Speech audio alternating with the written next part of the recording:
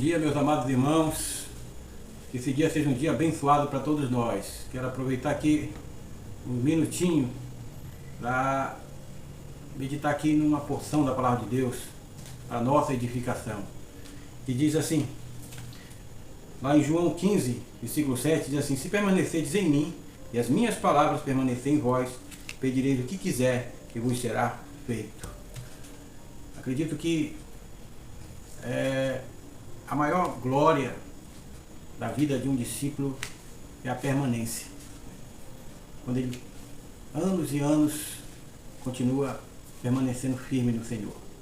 Porque nesse mundo há muitas lutas, muitas tribulações que querem nos roubar da presença do Senhor, roubar a nossa fé, nos desanimar.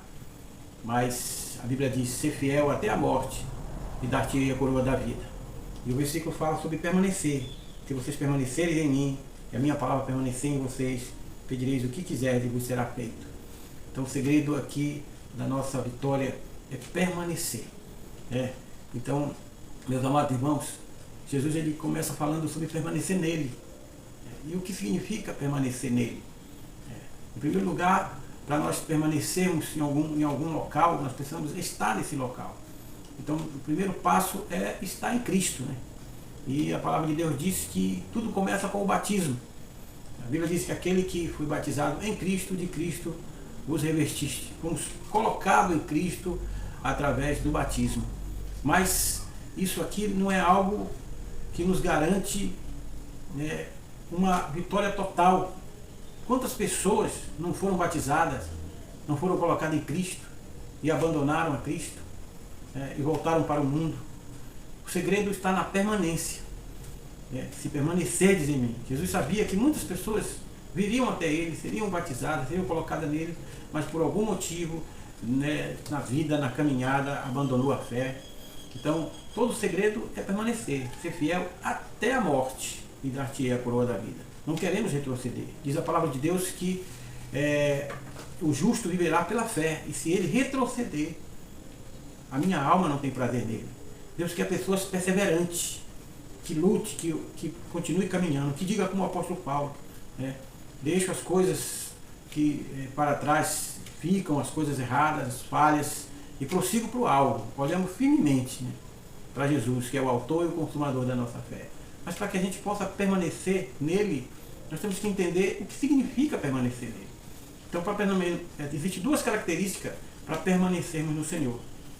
Qual é essas duas características? Primeiro, ter o sentimento de Cristo. Então Jesus, diz a palavra de Deus que ele foi obediente e submeteu, e foi obediente até a morte e morte de cruz. Então a palavra de Deus começa dizendo assim: irmãos, que tenhamos o mesmo sentimento que houve em Cristo Jesus. Que ele, sendo Deus, não teve usurpação, ser igual a Deus, coisa que servia a pegar.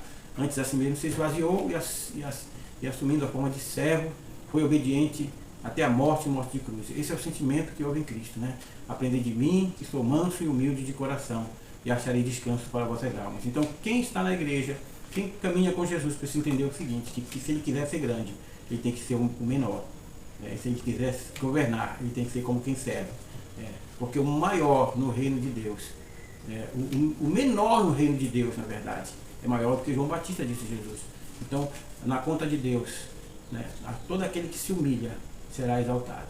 E a segunda característica de quem permanece no Senhor é ter a mesma mente de Cristo. Então a palavra de Deus diz que tenhamos a mesma mente, Vós tendes a mente de Cristo.